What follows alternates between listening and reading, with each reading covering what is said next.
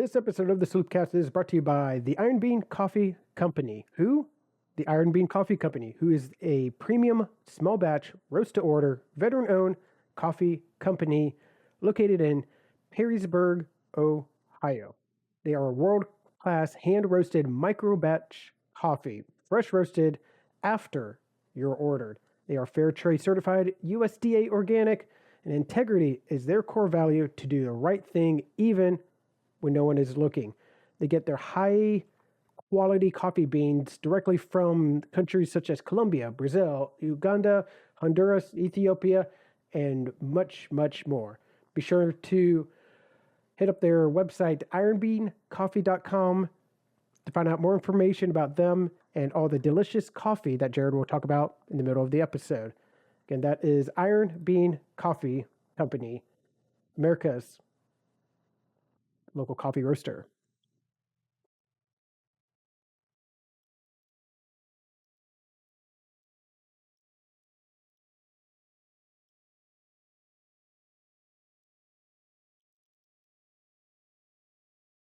What's up, YouTube? What is up? What is up? What is up? What is up? Discord. What's up? I don't know. I got nothing else to say. How about them basketball Buckeyes? Woohoo. I know. Talk about that real briefly here. But A little about bit of this coaching news. carousel that's going on too, Jared. Yeah. You know what, Kyle? We should maybe just start the episode. All right.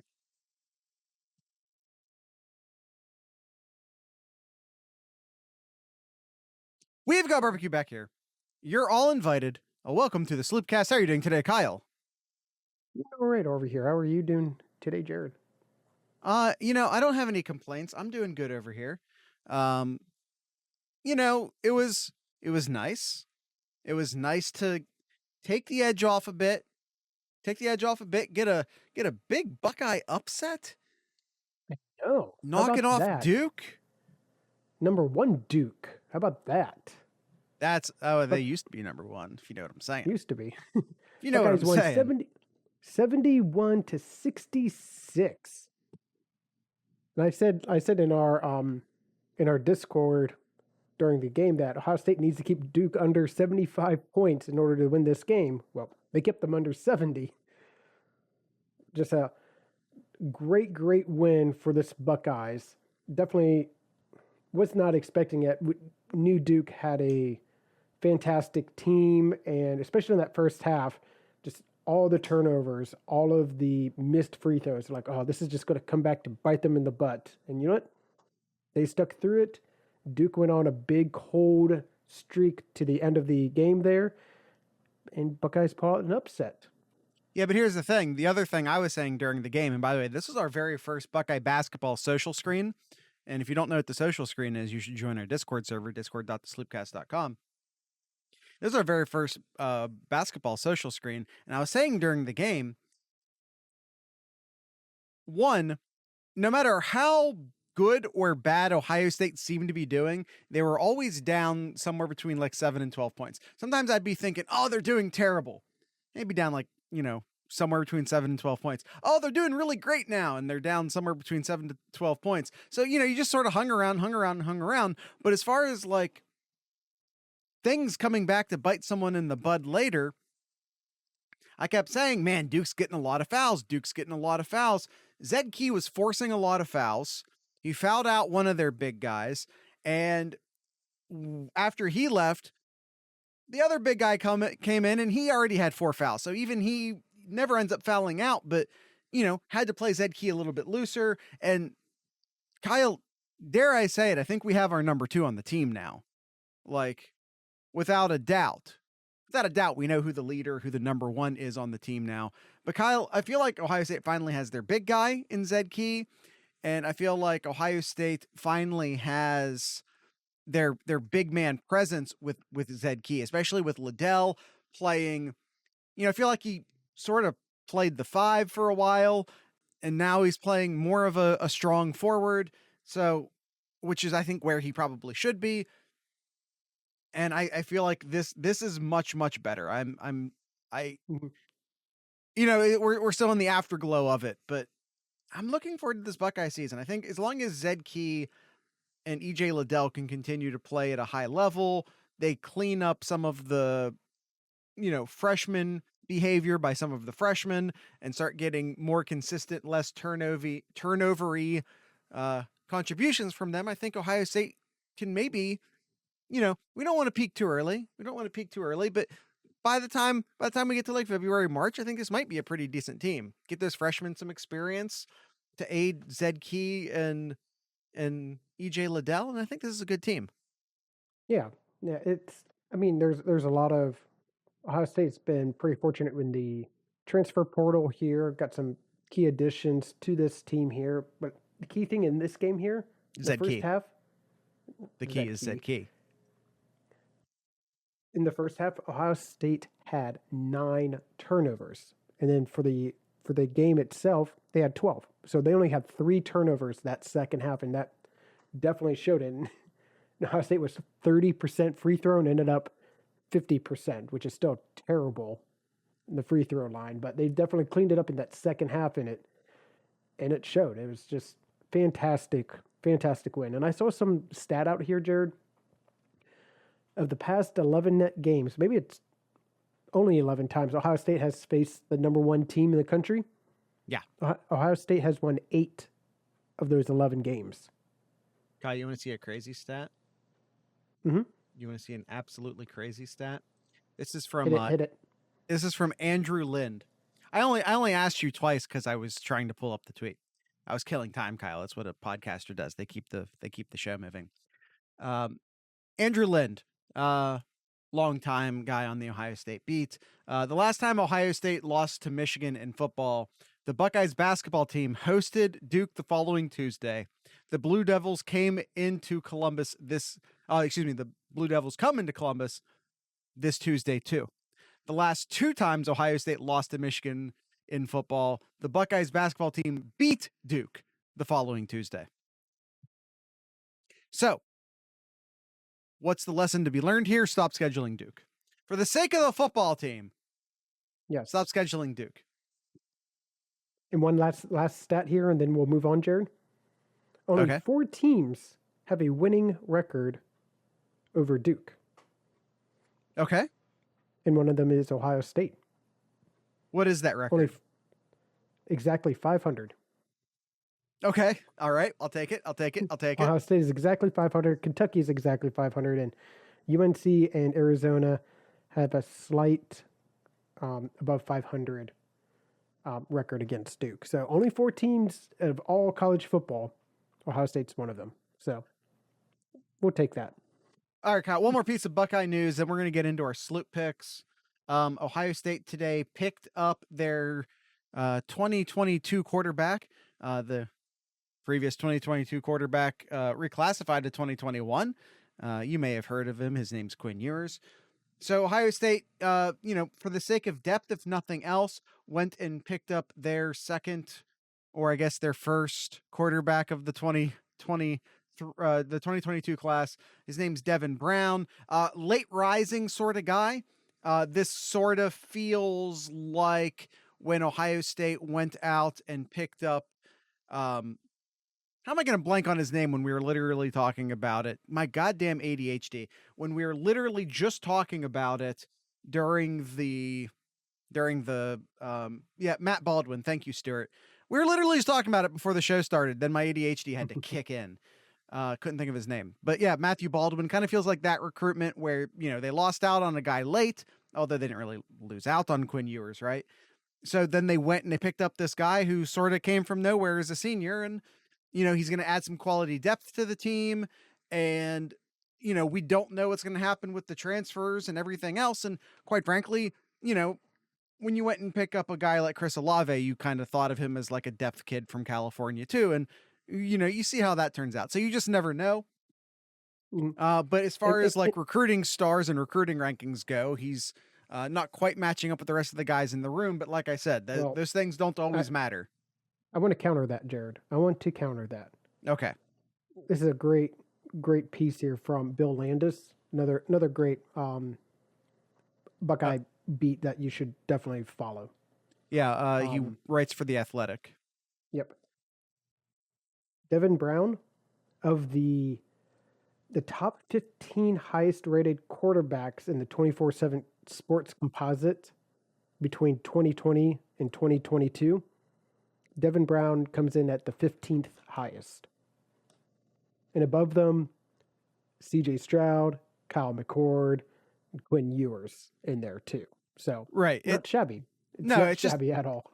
Yeah, it's not that by any means that Brown is like bad or any no, by no means. It's just that the bar for the Ohio State quarterback room is so insanely high right now. Yeah, it is. Okay, Jared, Kyle. You want to pick some games? I was just about to say that. Let's pick some games. Yeah, he was. Yes, thank you, Stuart. He was a USC commit. USC got stole, for lack of a better word, the 5-star, I believe, #1 overall in the class kid who was at Oklahoma. Obviously, the Oklahoma USC situation's well-trodden territory. You don't need me to explain it to you, but #2 overall, Stuart says. Yeah, so it's that is what that is. I thought he became #1 after Ewers reclassified. Oh, Hunter's #1? How long has that been true? Is that a recent change? You know what? It's fine. We're moving forward. All right. Let's pick some games, Kyle. Let's pick some games. All right, sure. So let us go ahead and start with the first game, and that is the Pac-12 Championship Friday night. So yes, this isn't Saturday. This is Friday night, 8 p.m. ABC. You got Oregon taking on Utah. And Utah, Jared, is a 2.5 point favorite in this game. By the way, Kyle, I'm sorry. I need to jump back to the Devin Brown thing real quick. Because I actually just saw the tweet you were talking about. And he's literally, Devin Brown is literally 15 hundredths composite points behind CJ Stroud. 15 thousandths.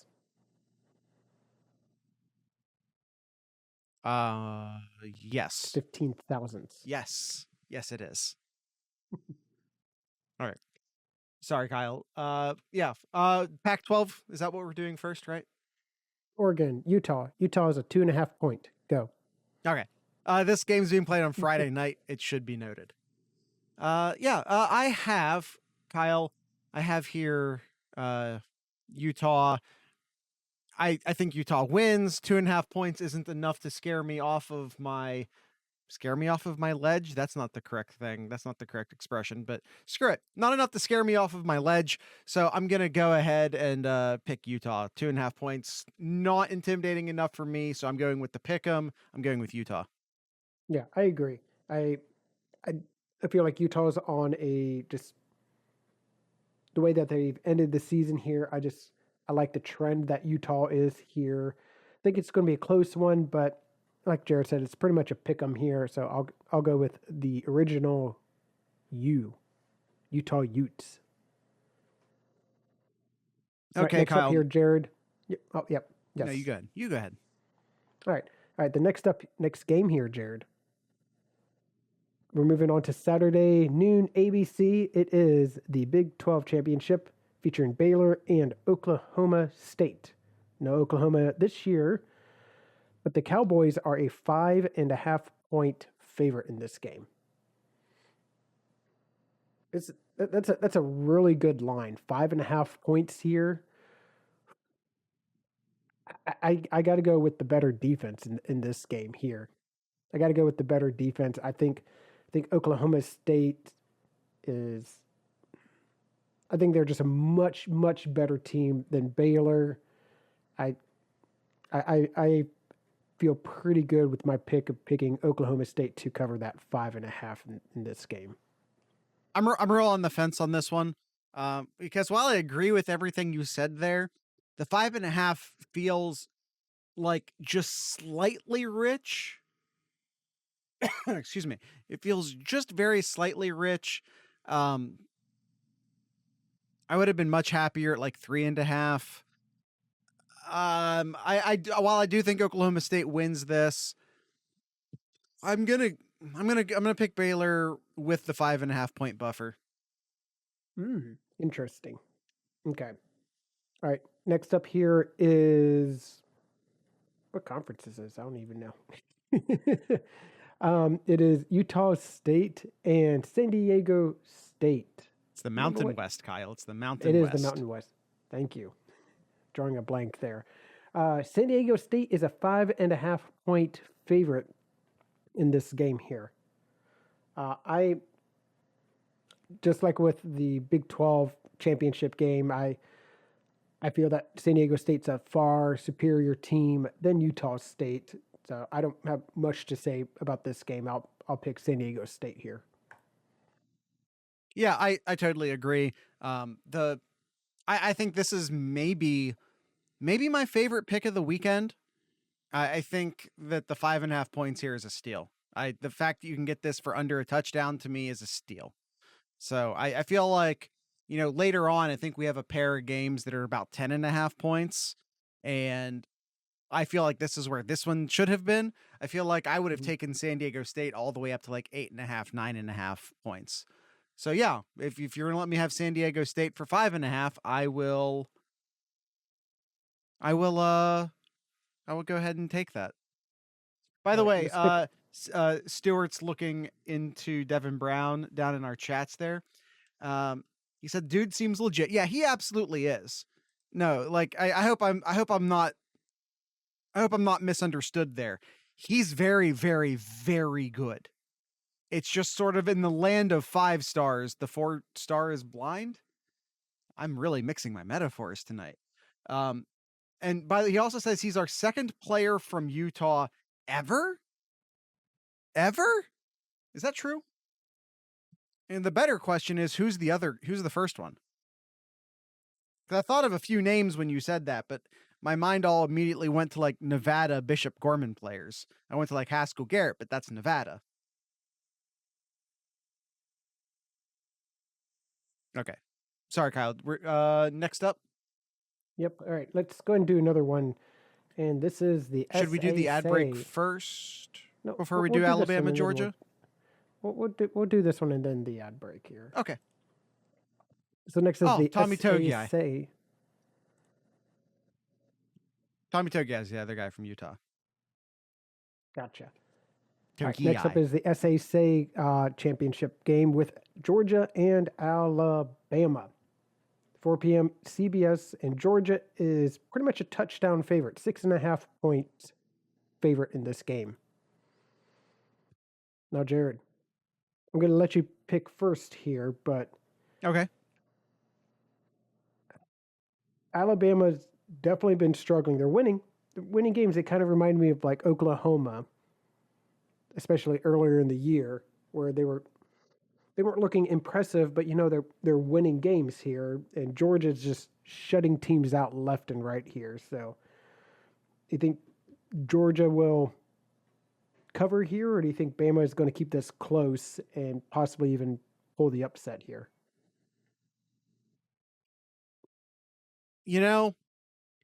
This might be a stupid pick. I acknowledge this right away. This might be a stupid pick, but I don't remember the last time I had the opportunity, and I'm going to call it an opportunity, to bet on Bama with a touchdown buffer. I'm being given 6.5 points to pick Bama. That just feels like an opportunity too good to pass up. And I don't think Georgia is. Oh, Kyle stating that Tommy Togiai was not the player from Georgia and that it's Brandon Bowen. Everyone remember Brandon Bowen? So yeah, I don't know. It's just, I have to, right? Like, you're getting a 6.5 point buffer to take Alabama. I feel like you have to. I really just feel like you have to. I don't think Georgia's nearly as iron tested as Alabama is, as I think the SEC East is pretty weak. It's pretty weak. Who out of the SEC? Who's Georgia's best win right now? Ooh, that's a Clemson? good question. It's Clemson, Yep. right? It also Mhm. might be Kentucky. Are you trying to say to me Kentucky? It's not Florida. It's not Tennessee. Who's their best win right now? Yeah. I know they're putting up these impressive stats. I get it. Their defense is insane, putting up insane stats, but it's Alabama and I'm getting a touchdown. I'm not passing up on that. So who was it? Alabama. Alabama. You're giving me a touchdown to pick Nick Saban's Alabama. Yeah. It definitely just seems like it's so much I just want to pick Georgia here, but Alabama will come out and they'll make it a good game here. They'll make a good game. So I agree. I think Bama will cover here. Maybe even pull the upset, but yeah, I'll take Bama to cover. For the record, I still think Georgia wins. For the record, I still think Georgia wins. Right. But I am gonna take my 6.5 points and run. Georgia. I still think Georgia wins. Or are you just saying you're also picking Georgia, Stuart? By the way, the real bet here, in my opinion, Kyle, what do you think the over-under is? Stuart, what do you think the over-under is? I'm going to say 45. Stuart also said 45. It is 49. 49. Bet that Take under. the under. Take that under. Yep. Also, don't real life gamble. Kyle, it's time to do another ad read. Today's episode is sponsored by the Iron Bean Coffee Company. Why? Because of course it is. Of course it's sponsored by the Iron Bean Coffee Company. I'm gonna pull up the Iron Bean Coffee site, and we're gonna talk about a coffee. Let's see. I'm gonna hit the random button here, and we're gonna talk about the Rage Against the Dying of the Light. Rage Against the Dying of the Light. Live life fully. Do not go gentle. Rage against the dying of the light. This is more than just a bag of coffee. It's a bag of determination. It's fair trade certified. It's USDA organic. You know you're getting the most morally upstanding coffee you can get from farm to your cup. Cup? Your cup. I don't know why I pronounce cup like that. There are many coffee producing regions in the mountains of Colombia, all with slightly unique attributes and flavor tendencies. The coffee we've been getting from this region lately has been unique and exceptional. The Rage Against the Dying of the Light is unusually sweet. It's not sweetened, but just the flavor of the coffee is unusually sweet. It has notes of cherry and milk chocolate, a little bit of orange, and maybe a little bit of rose petal in there. That might lead you to believe it has a light, crispy body, but it actually has a medium body and a nice long finish, leaving you plenty of time to enjoy the smooth balance of flavors and aromas. What? You don't want this coffee? You want this coffee. If you don't want that coffee, maybe you want a flavored coffee. They have a huge selection of flavored coffees. And I'm going to go ahead and check the flavored coffees real quick. We're going to see if anything's gone out of stock, Kyle. That's what we're going to do. Because you guys need to hurry. The cinnamon just got back in stock. You don't know how long it's going to be there. You never know. Because the Dylan's Grog and the Mom's Carrot Cake still sold out. But the seasonal favorite, the white chocolate peppermint, still available. You better jump on that one while you can. And a bunch of other amazing flavored, not flavored coffees available to you over at ironbeancoffee.com. That is Iron Bean Coffee. It's America's local coffee roaster. What game is next, Kyle? We have the American Conference, Houston and Cincinnati. Cincinnati is a 10.5 point favorite in this game. Who do you got, Jared? Oh, Stuart's going with Houston. I hardly disagree.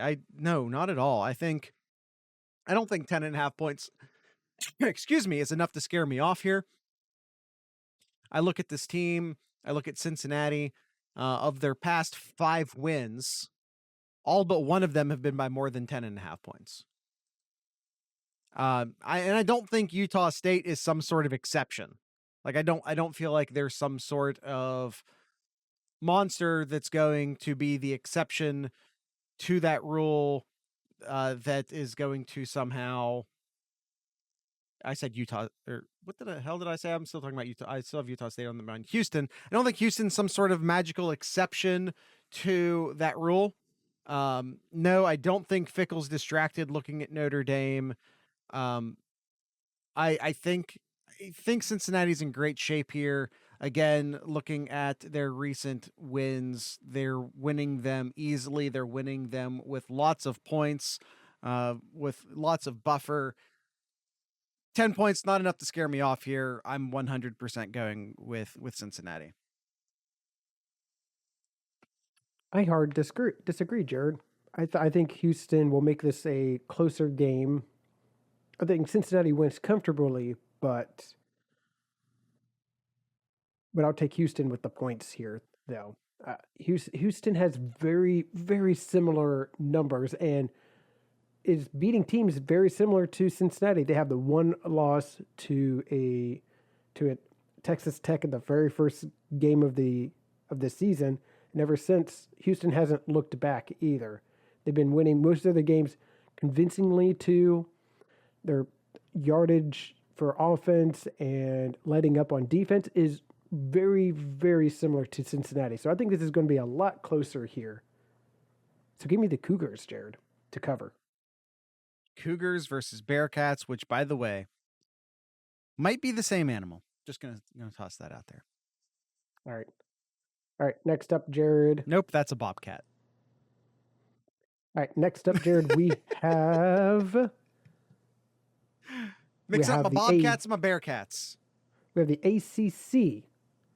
This is a game I will not be watching because I'm sure it's going to be boring. It is Pittsburgh and Wake Forest. Yes, that is your two conference champions from the great ACC. Division Pittsburgh and champions. Wake Forest. Division champions. And Pittsburgh is a 3.5-point favorite.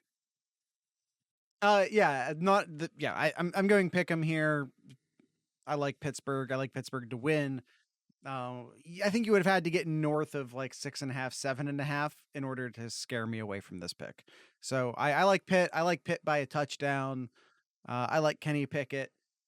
Wake Forest, the sheen's off the armor. It was fun while it lasted. It's not lasting anymore. When in doubt, pick the quarterback. Kyle, is this our best quarterback matchup this weekend? It might be. It really might be, yes.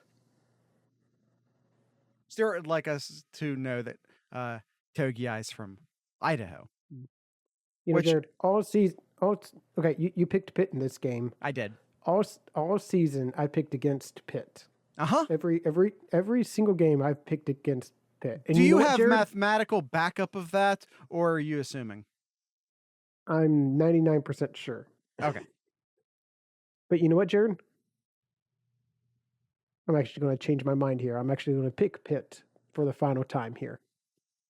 For the first and final and only time, Kyle's finally on that Panther train. Yeah, Kenny Pickett. Stop copying Kyle. I'll pick Pitt here to cover here. It, like Jared said, it's pretty much a pick 'em here. So yeah, I'll pick Pitt for this game. Give me that Kenny Pickett magic. And then the last game here, Jared. Teams in yellow for the Big Ten championship game. Michigan and Iowa, where Michigan is a 10.5-point favorite. Stuart's telling us not to pick. He's saying don't pick. Are you not picking, or should we not pick? Kyle,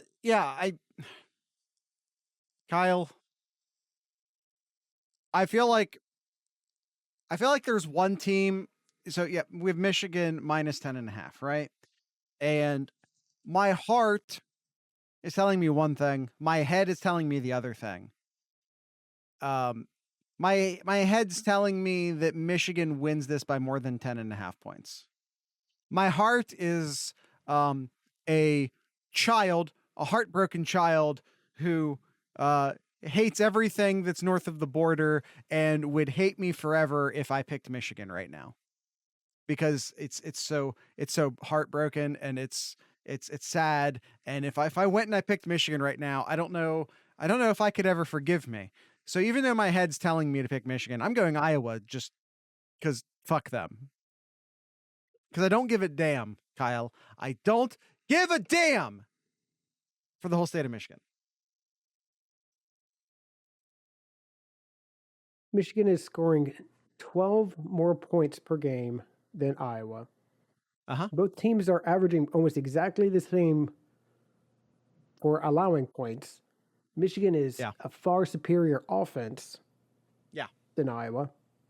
And they have pretty much almost identical stats for defense here. And everything you're saying makes perfectly good logical sense, which is why my head agrees with you. Yeah, so, I mean, everything is the same, but I see the offense is a 12-point favorite over Iowa. This game is a 10.5-point favorite for Michigan. But fuck them. Go Iowa. I'm picking Iowa. Oh, Kyle, you had me. you totally had me. I'm not gonna lie. You had me in the first half. You totally got me on that one. Put a Corso on you there. Yeah, no, that was great. You totally fooled me on that one. Oh, good. All right, so that's all 7 games here for this weekend here. So let's get into some Ask Sloopcast questions, Jared.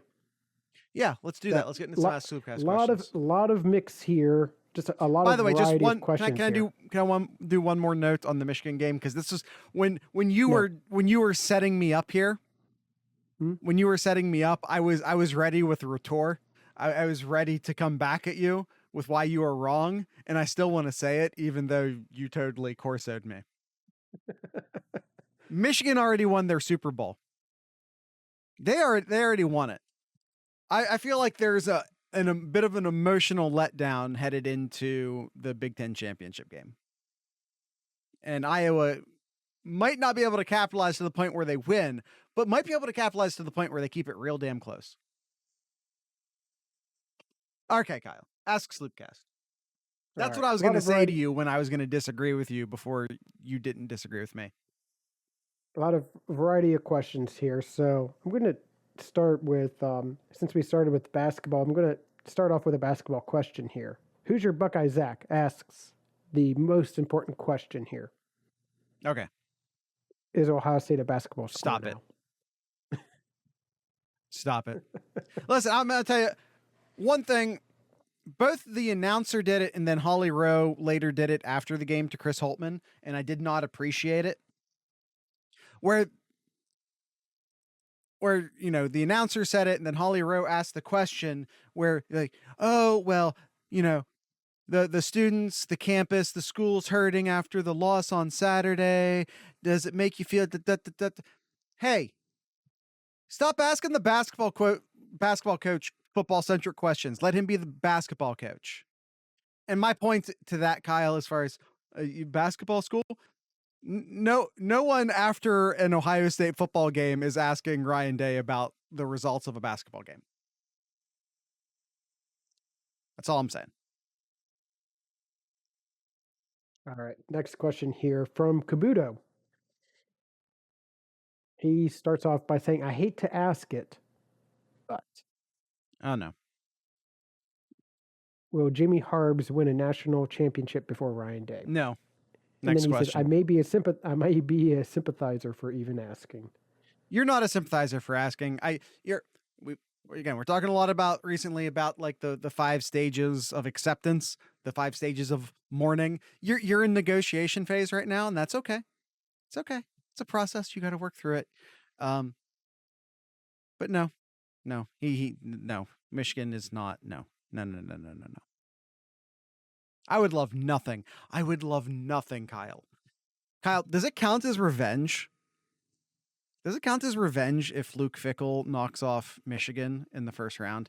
Like, can no, now time out. This is a good question. Anyone who didn't stick around for the SlooPicks is sorry. Anyone who didn't tune in for the SlooPicks is sorry. This is a good question. Can we count it as revenge? Can we count it as, you know, Ohio State maybe kind of getting back, even if it's just at a fraction, if Luke Fickell knocks off Michigan? Because, like, it's still Luke Fickell, right? It's Fickell's revenge for the one time when he was head coach, lost. This is his revenge to get that. Yeah. I'm all for that. I'm all for that. And you know what? Yeah. Stuart, I think they can. I think Cincy can beat Michigan. Yep. All right. Next question here we have from Duncan. Just really stop and consider, Stuart, the amount of information and assistance and literally everything. Ryan Day is going to move to Cincinnati for the week if that happens. They're going to be on Ryan Day is going to be like, you want my coaching staff? Here's my coaching staff. Now, Luke Fickell might not want them, but Ryan Day is going to offer every single piece of information he has at his disposal to Luke Fickell and crew should they meet up in the playoffs. Harbs is going to have to go against two coaching staffs. That's all I'm saying. All right. Duncan asks us, did Lincoln Riley duck the SEC? Yes. Absolutely. The rumors out there saying that he was not in favor at all, despised Oklahoma going to the SEC. And then he left. I mean, that's he's going to have to deal with that. Whether it's true or not, whether Kyle and I think it's true or not, he's going to have to deal with that perception for a very long time. The guy who moved out west in order to not have to play in the SEC. You think about it. This is Oklahoma. It's a blue. Yeah. One of the bluest of bloods. It's one of the bluest blue blood teams. There you go.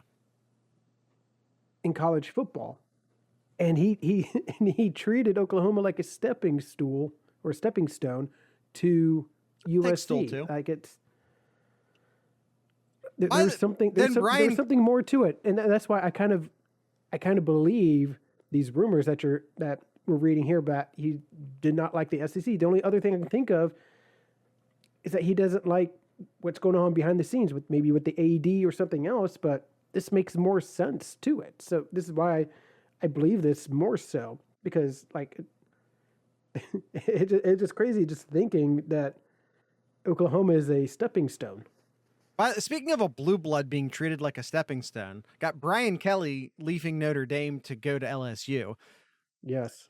Notre Dame has a decent shot at making the playoffs, and he left. Yes. Notre Dame has a real decent chance of making the playoffs, and he left. But screw all that. Ohio State fans, I need you all to, I don't know, if you pray. If you don't pray, just think about it real hard. Just meditate on it. Ask the universe. Light a candle. Whatever it is you do to ask a higher power for a little bit of assistance. Marcus Freeman to Ohio State. Not happening. Why do you say that? Because we love recording at this time. Oh, no. Did something break? It's going all over, but he's expected to be the next coach. At Notre Dame? Mm-hmm. Oh, Marcus congratulations. Freeman. No, I'm happy for him. No, I love Marcus Freeman. I'm legitimately very happy for him. That's fantastic. We still got Mike Tressel. So here's the interesting thing. And by the way, there's officially Luke Fickell not being distracted by the Notre Dame job. And honestly, too, from a recruiting standpoint, this is great news for Ohio State fans. Because I don't know that's true. Hold on. Luke Fickell has such great relationships with the Ohio high school football. But so does Marcus Freeman. him going, well, I think Fickle more than Freeman. Freeman does, but I think Fickle has a deeper relationship with them. Him going to Notre Dame and then Notre Dame being able to take more of those Ohio kids going to Notre Dame, I think if you're trying to pick between Freeman and Fickle, I'd probably have Freeman from a recruiting standpoint in favor for Ohio State.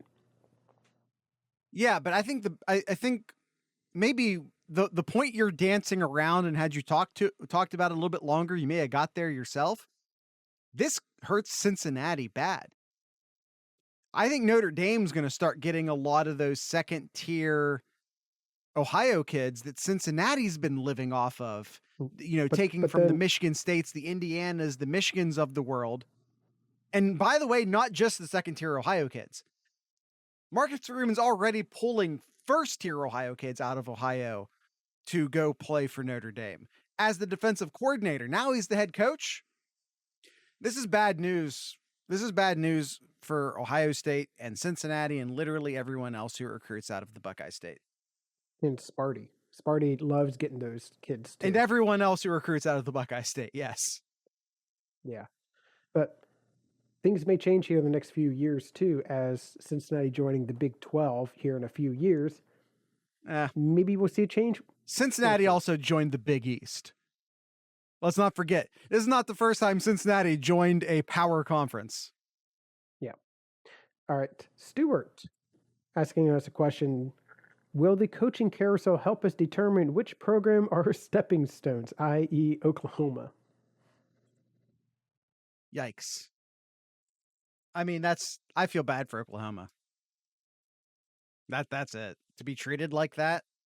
To feel like you got I wonder if Bob Stoops is at all interested in coming back to coaching. Like, he got a couple years off. He's going to come back and coach the bowl game. One thing about Notre Dame, I wanted to go back real quick that I thought of but forgot, and now I thought of it again. Like, Notre Dame just letting Brian Kelly go like that tells me that either one, Brian Kelly wanted a long-term extension or like a raise, essentially, like seeing all these other coaches nearby, like, hey, you got a 10-year, you get this big bonus and all that. And my guess is Notre Dame's like, we got somebody else in waiting and just kind of let him go. That's the only reason I can think of why Brian Kelly would leave. I can think of a few more reasons, but I don't want to spend any more time on it. Okay. All right. Dinger asks, is it time to drop the early signing date for football recruitment, considering the damage being done in the effort to get in a team's new coach seated before losing a class?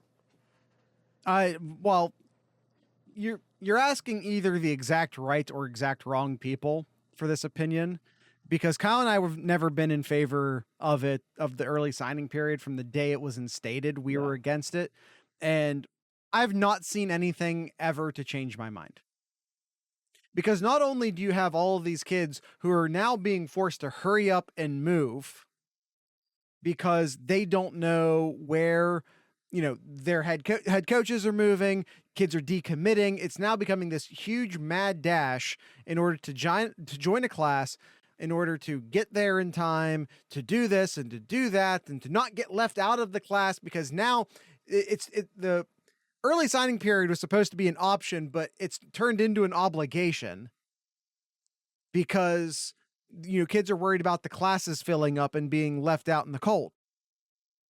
It's gone from option to obligation, and that took about 2 years to happen. Like, everyone saw that coming. Yep. So the early signing period's garbage. It's always been garbage. It will continue to be garbage. But even worse than all of that I just described and what is currently happening, watch how many coaches move on December 16th. Watch how many coaches move and change positions on the 16th.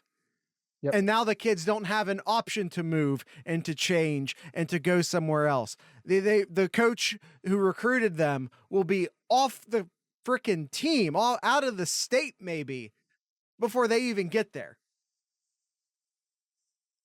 It's crap. I hate the early signing period. It needs to die. Yes, agreed. All right. And who's your Buckeye Zach? Is the sky falling and the world ending with Buckeyes and Badgers not present in the Big Ten championship game? Yes. That's all I got. I got a yes. Yes. And then last question here from Stuart. Do you think Day's response to the third base comment will be verbal or retaliation? Retaliation. Yes, 100%. He's going to put 101 points. By the way, like, I'm just throwing this out there. Third base, if Ryan Day wants it to be, that third base comment could easily become the new little brother comment. Mike Hart opens his mouth after a win over Michigan State, and no one's forgot about it since, and it's become a rallying cry for Michigan State. Now see what happens. Yep. Now see what happens, Jimmy. See what happens now, Jimmy. We don't forget. All right, Jared. That is all the questions we have for today's episode. That was a good episode. I'm not going to lie. I felt like Enjoyed that it. was a good episode. All right. That is it. That's the end of our episode. Want to encourage everyone to come join a Discord server. Want to encourage people, please join the Patreon. Lost a sponsor recently.